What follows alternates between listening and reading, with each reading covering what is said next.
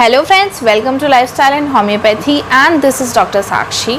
तो फ्रेंड्स, आज मैं बात करने वाली हूँ एक बहुत अच्छी होम्योपैथिक मेडिसिन के बारे में, जो कि आप एकदम सडन अगर आपको वायलेंट अटैक्स आते हैं और एकदम से शॉर्ट एक्टिंग रेमेडी है ये, क्रॉनिक डिजीज़ को फॉलो नहीं करती है। एक्यूट डिजीज़ के लिए एकदम से कंडीशन जो आती है उसके लिए, दैट इज़ एकोनाइट नेफेलिस। एकोनाइट नेफेलिस का जो कॉमन नेम है वो है मॉन्क्स हुड। और ये कौन सी फैमिली से बिलोंग करती है, कौन सी इसकी फैमिली है, बिलोंग्स टू रेनिनकुलेसी फैमिली। इसमें जो किंगडम है वो है plant kingdom. So aconite is a short acting remedy, ठीक है। It's symptom doesn't last long. इसके जो सिम्टम्स हैं वो लंबे समय तक नहीं रहते हैं। शॉर्ट एक्टिंग रेमेडी है, एक्यूट डिजीज़ के लिए है, जो कि कुछ दिनों तक या कुछ देर तक रहती हैं। लंबे उसके लिए ये एकोनाइट नहीं है, मतलब क्रॉनिक डिजीज़ में आप एकोनाइट नहीं ले सकते। सो नेक्स्ट मूविंग टू, अगर इसके पर्सन की बात करें कि एकोनाइट का पर्सन कैसा होता है। एकोनाइट का पर्सन होता है विग्रस, बहुत ज़्यादा रोबस्ट पर्सन, मजबूत होता है, फुर्तीला होता है। विग्रस मीन्स फुर्तीला एंड रोबस्ट मीन्स मजबूत, ठीक है। एक्टिव ब्रेन होगा, शार्प ब्रेन रहता है। इसके साथ साथ स्पीडी होगा, जल्दी से वर्क करेगा। अगर ऐसा कोई इंसान एकदम से ठंडी हवा में, इसमें है attacks come on suddenly from exposure to dry cold winds, ठीक है। ठंडी हवा में, सूखी ठंड में वो एकदम से चला जाता है, एकदम से उसकी जो परिवर्तन है वो आ जाएगा, ठीक है। एकदम से वो बीमार पड़ जाएगा। इसमें सबसे पहला कारण यही है कि ठंडी हवा लगने से जो पर्सन में चेंजेस आ रहे हैं, ठंडी सूखी हवा लगने से। Now coming to the characteristic symptoms. Characteristic symptoms में सबसे पहला है there is a great fear and anxiety of mind. एक एग्जाम्पल मैं आपको देती हूँ। एकोनाइट का कोई भी पेशेंट है, डॉक्टर के पास गया, उसने बोला that there is no use, I am going to die. वो कहेगा कि मेरी बीमारी ठीक नहीं हो रही है, मैं जल्दी ही मर जाऊंगा, मुझे मेडिसिन की ज़रूरत नहीं है, ठीक है। वो डॉक्टर को ये जाके कहेगा, वो अपनी डेथ का टाइम प्रेडिक्ट कर देगा।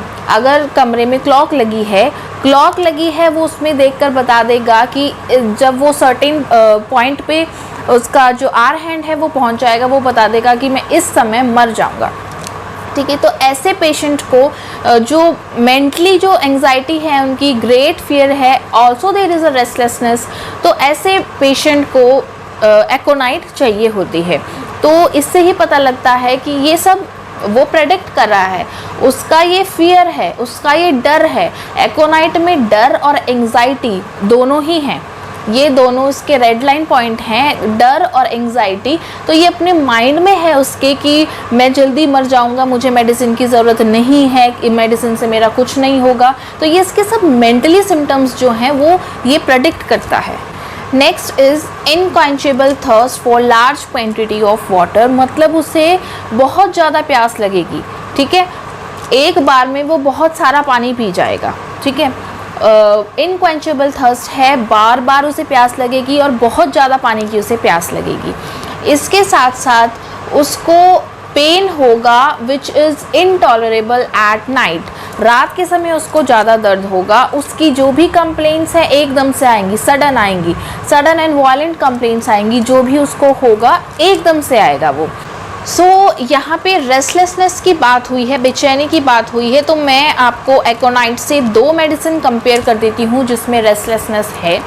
There is a mentally restlessness in aconite, ठीक है। मेंटली रेस्टलेस पर्सन है एकोनाइट में, both mentally and physically restless in arsenic album, ठीक है। वो फिजिकली भी रेस्टलेसनेस है उसमें और मेंटली भी है। And only physically restlessness in rhus tox में सिर्फ फिजिकली रेस्टलेस है, which is better by motion से वो बेटर हो जाती है। Now coming to the mental symptoms.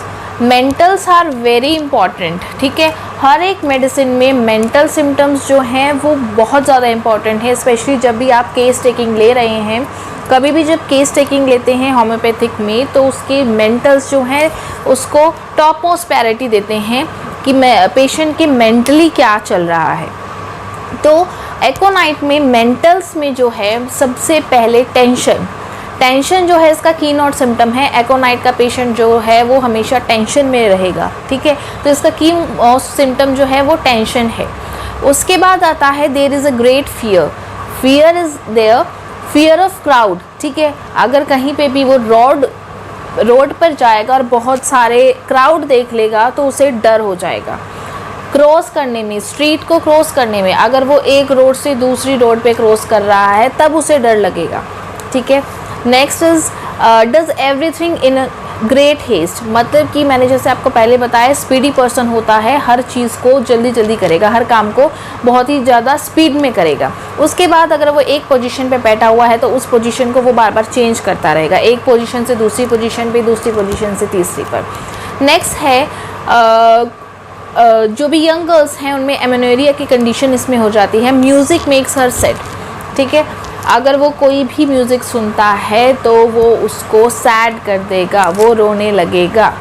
Sabina में ड्यूरिंग प्रेगनेंसी, सबाइना एक मेडिसिन है, सॉरी ड्यूरिंग मेंसेस के दौरान अगर वो म्यूज़िक सुनती है तो उसको सैड कर देता है।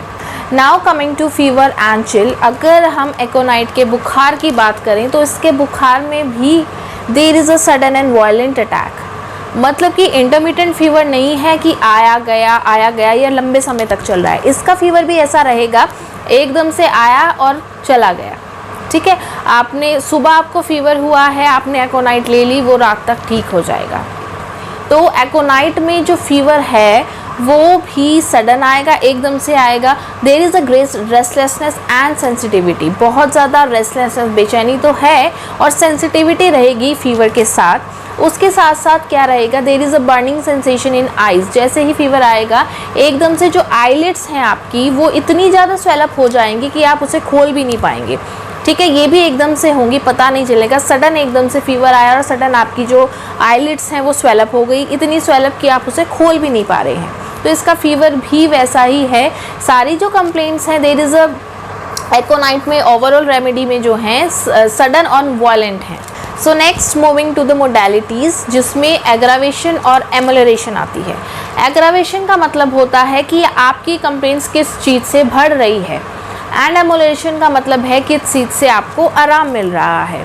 तो ये मोडेलिटीज़ भी बहुत ज़रूरी हैं पूछनी। मेंटल्स के साथ साथ modalities is also play an important role. आप हमेशा पेशेंट से ये पूछिए कि आपको किस चीज़ से आराम मिलता है और क्या चीज़ आपको तकलीफ़ देती है। तो अगर इस एकोनाइट मेडिसिन में मैं एग्रावेशन की बात करूँ तो सबसे पहले ड्राई कोल्ड विंड्स हैं, ठीक है, ठंडी सूखी हवा। नेक्स्ट इज़ अगर पेशेंट लेफ़्ट साइड लेट रहा है उसकी कंप्लेंट्स एग्रावेट हो जाएंगी, बढ़ जाएंगी। उसके साथ साथ रात को उसकी कंप्लेंट बढ़ जाएंगी। वायलेंट अटैक्स में मैंने आपको बताया कोई भी फ्राइट हुई, शॉक हो, कोई भी उसके अंदर डर है, फियर है, उससे उसकी कंप्लेंट्स जो हैं बढ़ जाएंगी। इसके साथ साथ म्यूज़िक जो है, म्यूज़िक से बिकॉज म्यूज़िक मेक्स हर और हिम सैड, तो म्यूज़िक भी उसके लिए अनबियरेबल है। नेक्स्ट आप कह सकते हैं अगर कोई भी प्रेशर है, टच कर दिया उसको, उसकी कंप्लेंट एग्रावेट हो जाएंगी। नॉइस से कोई शोर आ रहा है, ऑल्सो सेंसिटिविटी टू लाइट, ठीक है, लाइट अगर पड़ रही है तब भी उसको दिक्कत है। नेक्स्ट कमिंग टू एम्युलेशन, मतलब किस चीज़ से उसे आराम मिल रहा है। इन एन ओपन एयर, ठीक है, खुली हवा में आराम मिलता है। एंड इन आफ्टर स्वेटिंग, ठीक है, जब वो स्वेट पसीना उसका निकल जाता है, बाहर आ जाता है, तब उससे आराम मिलता है। तो ये थी आज की मेडिसिन एकोनाइट नेफिलिस। बहुत छोटी सी मेडिसिन है और इसका जो इम्पॉर्टेंट है वो यही है, there is fear, there is tension. Tension जो है इसमें की नोट सिम्टम रहेगा, पेशेंट बहुत ज़्यादा टेंशन में है।